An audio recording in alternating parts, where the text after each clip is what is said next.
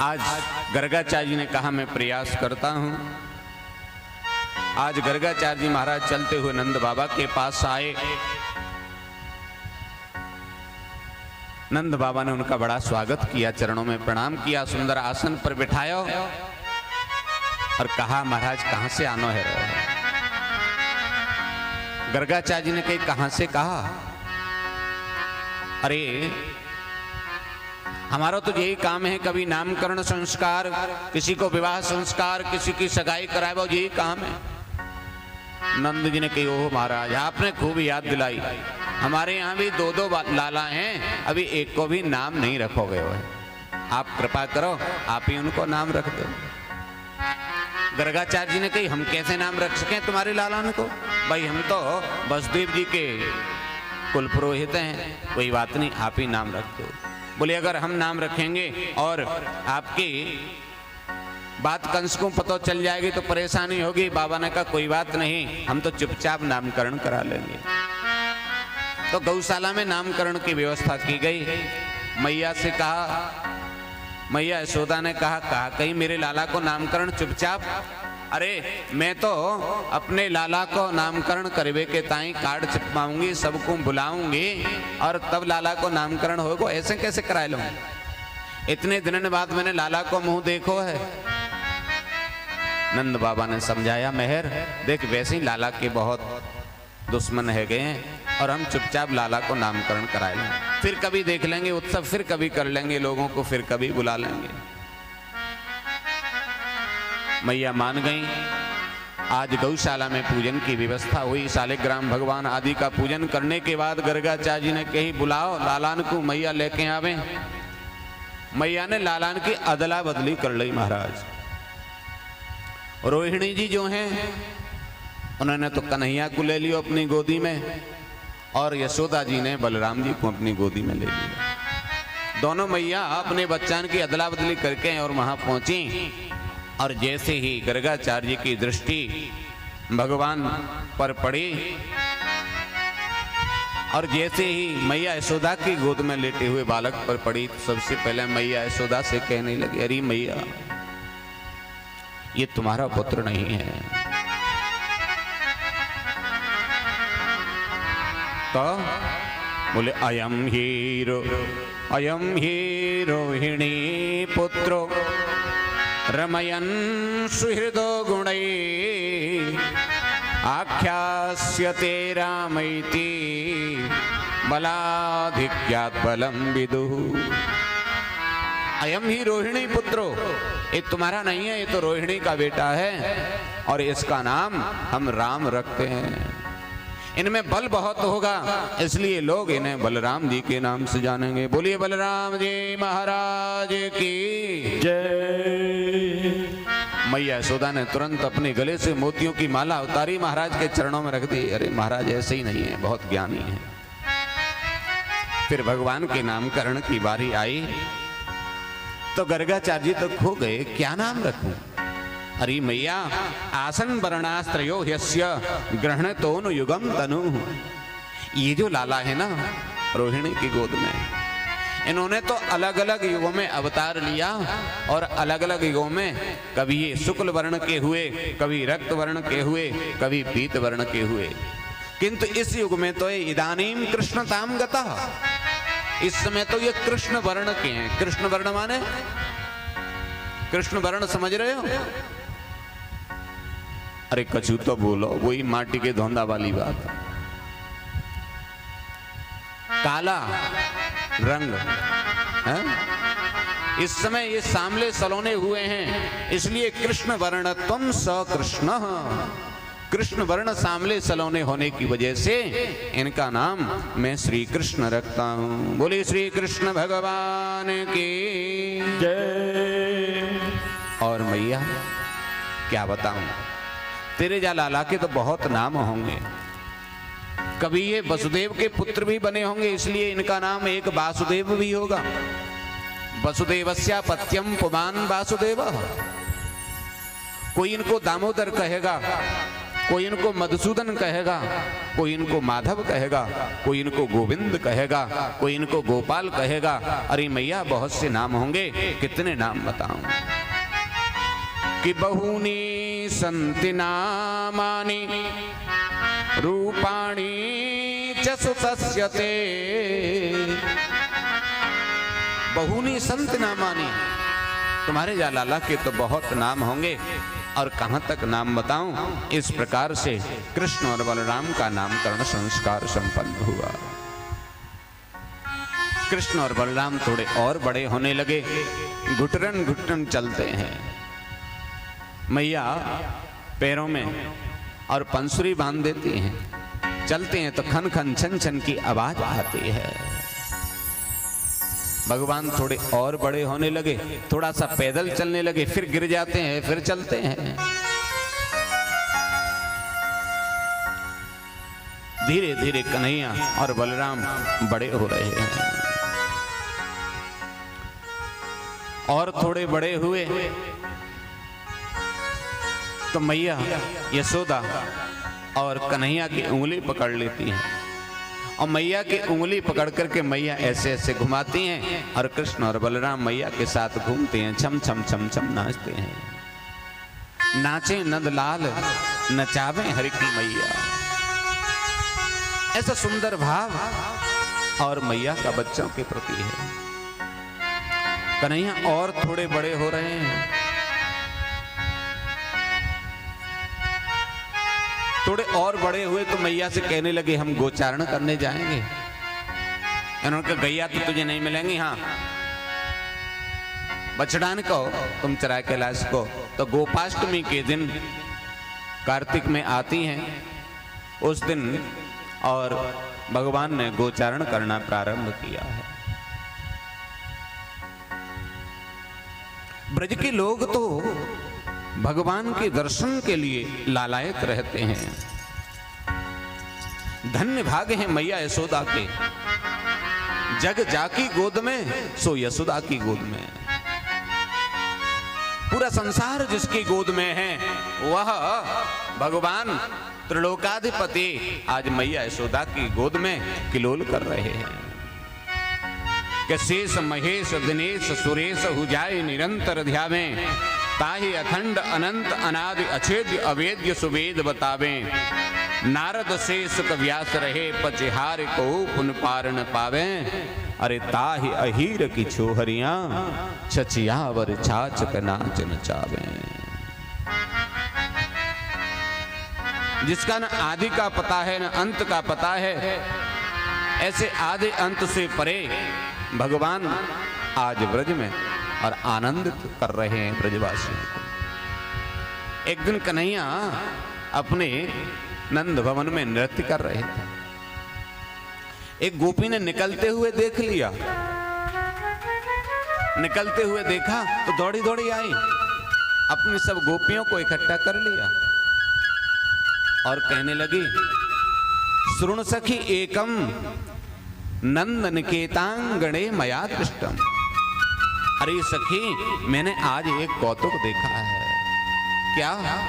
बोले नंद के घर में मैंने किसी को नाचते हुए देखा है। किसको? बोले गोधूल धूसरितांग नृत्यति वेदांत सिद्धांत।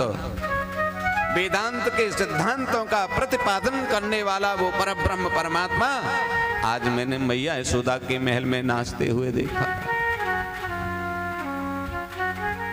गोपियों का तो बड़ा सुंदर भाव, चलो तो दर्शन करें।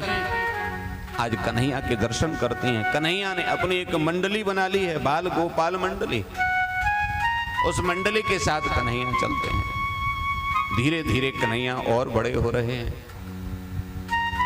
मैया यशोदा तो अपने कन्हैया के ताई श्यामा गाय को और दूध निकाले, अपने हाथ से वह श्यामा गाय की सेवा करें, खिलावे पिलावे, अपने हाथ से दूध निकाले महाराज कन्हैया के ताई और गर्म करके दूध पिलावे। फिर बाको जमाए देवे और सुबह सुबह बाको मक्खन निकालें और ताजो ताजो मक्खन अपने दोनों कन्हैया को गोपालन को देवे।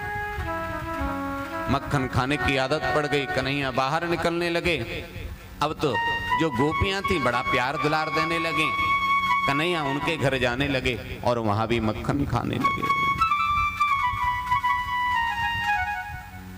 अब तो गोपियां इन्हें परेशान करती थी, तो ये भी थोड़ा कौतुक की लीलाएं करने लगे। गोपियों के साथ ये क्या लीला करते हैं, सुखदेव स्वामी लिखते हैं कि वत्सान मुंचन क्वचिद समय क्रोश संजात हास स्तेयं स्वादवत्यदधिपया कल्पितैस्तेययोगैः। वत्सान मुंचत क्वचिद समय, बछड़े होते हैं ना, बछड़े दूध देने वाली जो गैया मैया हैं, उनके जो बछड़े हैं उनको असमये मुंचती, जब उनको छोड़ने का समय नहीं होता तब उनको खोल देते हैं। और बछड़ों को खोल देते हैं तो बछड़ा क्या करते हैं, गाय के नीचे जाते हैं, दूध को पी जाते हैं। और जब ये गोपियां दूध निकालने जाती हैं तो गैया दूध नहीं देती हैं। ऐसी लीलाएं भगवान गोपियों के साथ कर रहे हैं। और क्या करते हैं, इन गोपियों के यहाँ जिन मटकियों में मक्खन रखा होता है ना महाराज, वहां में से मक्खन खाते हैं। दही की मटकी होती है, उसमें से दही खाते हैं, मटकी को फोड़ देते हैं। मक्खन स्वयं खाते हैं, अपने साथ के ग्वाल वालों को खिलाते हैं। और इतना ही नहीं, मरकान भोक्ष्यन, बंदरों को भी खिलाते हैं।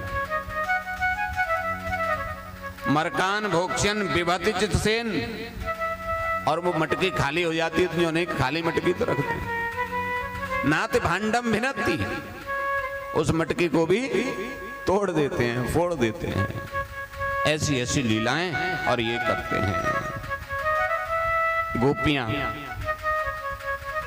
मन में सोचती हैं कि देखो कन्हैया कैसी। एक दिन गोपियों ने कहा कन्हैया से, कन्हैया तुम ऐसे क्यों करो, अरे हमारे मक्खन को तुम खाओ कोई बात नहीं, किंतु तुम मटकी को तोड़ देवो। अरे तुम्हें मक्खन खानो है करे तो हमें बताया करो, हम तुम्हारे ताई और ताजी ताजी मक्खन निकाल देवे करेंगे। कन्हैया ने की ना है, मुझे तो चोरी को ही अच्छा लगे। अच्छा दारी के चोरी को ही अच्छा लगे, अब क्या करके देखियो चोरी, हम देखेंगे तो चोरी को अच्छा लगे। तो अब गोपियों ने कहा कि इनको पकड़ो, पकड़ करके और इनको मैया के पास ले जाएंगे।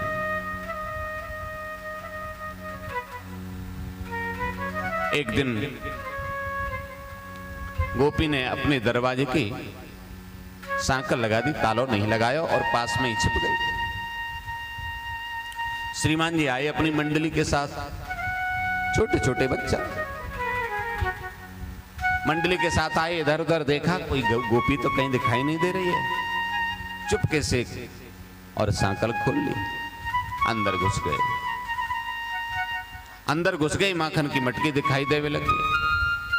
अब तो माखन खावे लगे, ये हाथ से भी, इस हाथ से भी। गोपी ने दरवाजे से देखा, बोले हाँ अब ठीक है मामला। तुरंत गोपी ने प्रवेश किया। चौलाला, जैसे चौलाला सुनी चुमाते अकपका गए, बोले भाभी राम राम। बोले हाँ राम राम, तो ठीक है, कहाँ है रहे हो लाला ये? अरे भाभी कहा बताऊं, तू तो भाभी बड़ी सीधरी है। चौ कहा भयो? अरे कहा भयो भाभी, तेरी जा माखन की मटकी में तो इतनी चीटी है रही, इतनी चीटी है रही। अच्छा लाला फिर? अरे मैंने सोची कि भाभी आएगी, परेशान होएगी, काम वाम करके वैसे ही परेशान है, ला चीटी को मैं ही निकाल दूं।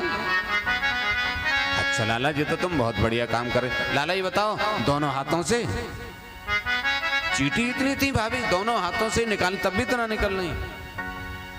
गोपी ने कही चल लाला ये बताओ, दोनों हाथों से तो तुम चीटी निकाल रहे, किंतु तुम्हारे ये मुंह पे माखन लग रहा है, मुंह से का चीटान को बीन रहे वहां से। इन्हें कही अरे भाभी तू तो बावरी रही बिल्कुल। चौ कहा भाई हो? अरे तेरी जब जा माखन की मटकी में से मैं चीटी को बीन रहे हो ना, हाँ वाईकन मेरे मुंह पर बहुत तेज खुजली मची। अब मैंने बहुत सहन किया, जब सहन नहीं हुआ ना तो फिर इन्हीं हाथों से मैं खुजाना पड़ा। तासी अच्छा तू यूँ समझ रही हो कि हम तेरे माखन को खा रहे हैं? हम तेरे माखन को थोड़ी खा रहे हैं, हम तेरे माखन की भूखे हैं कोई? हम तो सोच रहे ला भाभी को ना काम करवाए ना, इसलिए गोपी ने कही अच्छा चलो आज तो मैं मैया यशोदा के पास ऐसे ही लेके चलती हूँ। और बिगड़े हुए नाखन के हाथों को पकड़ लिया और ये गोपी लेके चल दी। जैसे ही घर से बाहर निकली गली में तो गोपी को घूंघट पहनना पड़ा। गोपी ने घूंघट कर लिया, थोड़े आगे बढ़ी तो श्रीमान जी बोले भाभी भाभी। बोले हाँ कहा बात है? भाभी बहुत तेज दर्द है रहे हो हाथ में, तो क्या करें? एक काम करना, नहीं तू दूसरे हाथ को पकड़ ले। अच्छा लाओ। श्रीमान जी के साथ मंडली चल रही थी, पीछे हाथ किया, एक अपने सखा को बुलाया, उसका हाथ आगे कर दिया। अब भाई तो घूंघट में से सखी को कुछ पता नहीं चल रही, गोपी ने तुरंत हाथ भाभी कस के पकड़ लियो अब। हाँ चिंता मत करो। अब बा को हाथ पकड़ा के स्वयं श्रीमान जी हाथ मुंह धोए के अपने घर भाभी से गोपी से पहले ही पहुंच गए, जाके सो गए। इधर ही घूमती घामती गोपी पहुंची मैया के पास। मैया ओ मैया, अरे यशोदा मैया, अरे कहा बात है, कैसे हल्ला मचा रही? कहा भयो भयो का तुम कहती ना तुम्हारा लाला कुछ ना करे, आज मैंने रंगे हाथ पकड़ो तुम्हारा लाला और पकड़ करके लाई। अच्छा मैया यशोदा ने जैसे ही देखो तो मैया ने कही अरे गोपी पहले घूंघट तो उठा। जैसे ही बा गोपी ने घूंघट उठाया और देखो मुड़ करके तो बा गोपी कोई देवर वहां खड़ो और भाई को हाथ गोपी ने पकड़ रखो। गोपी तो पानी पानी है कि जिका भयो।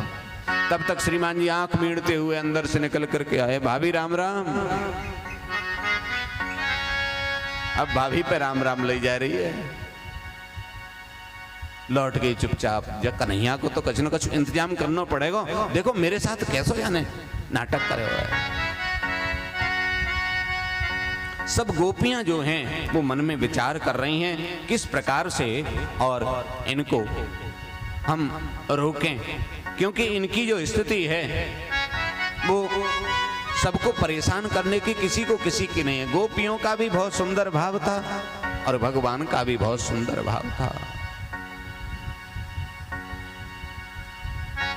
आज भगवान जब जब माखन चुराने का प्रयास करते हैं तब तब गोपियां उनसे बचाने के लिए नए नए उपाय करती हैं, छींके पर टांग देती हैं। एक दिन तो एक गोपी ने कहा करो अपने माखन की मटकी को एक पीपल के पेड़ पर छींको टांग के वहां टांग दिया, यहां तो नहीं खाएंगे। कन्हैया अपनी मंडली को लेकर निकले, महाराज ग्वाल वालों की मंडली, 6 नीचे खड़े करे, उसके ऊपर फिर 4, उसके ऊपर 2 और उसके ऊपर स्वयं श्रीमान जी ऊपर पहुंच गए।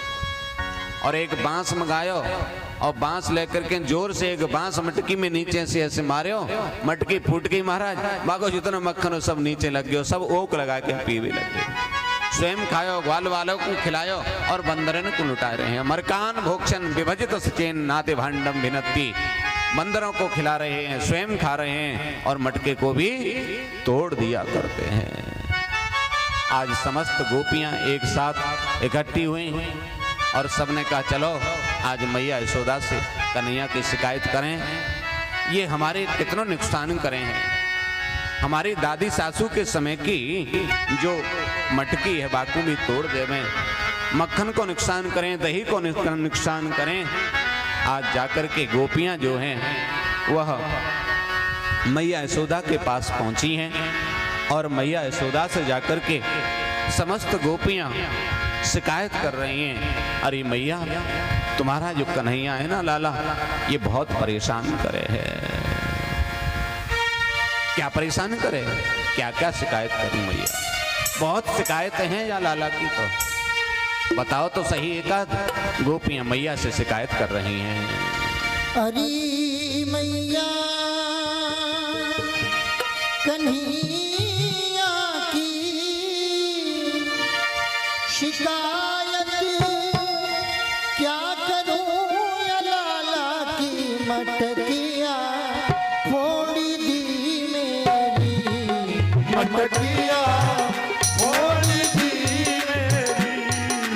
नगरिया थोड़ी दी मेरी मधुकिया थोड़ी दी मेरी किया कर पास में चुपके से किया कर पास में चुपके से तेरे लाला कनुआ ने नथुनिया थोड़ी दी मेरी मधुकिया थोड़ी दी मेरी मटकिया थोड़ी दी मेरी नगरिया थोड़ी दी मेरी हरि बोल।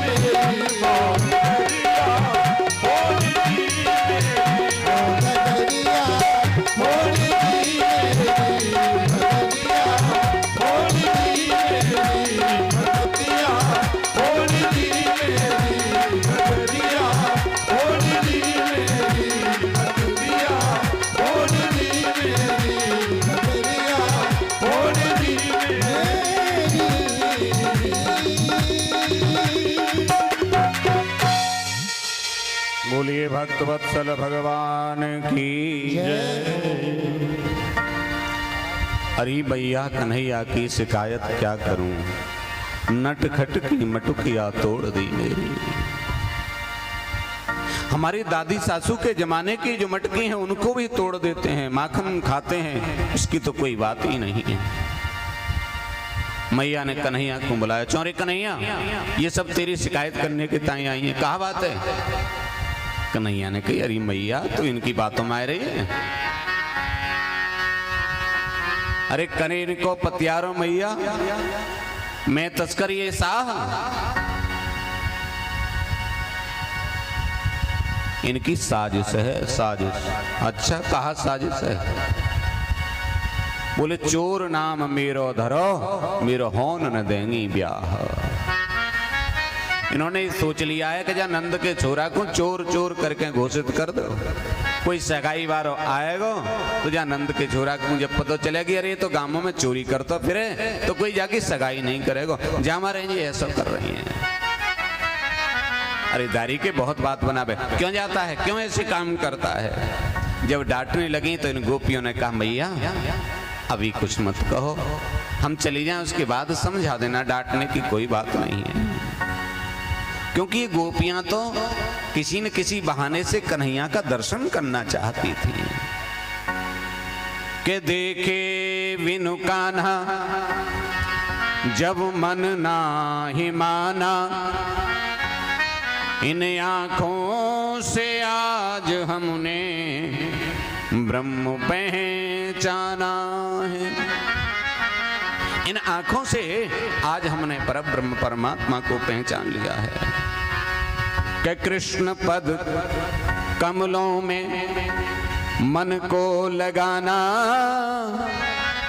इन गोपियों का ताना ये उल्हाना तो बहाना है। इन गोपियों का ताना ये उलाना तो बहाना है।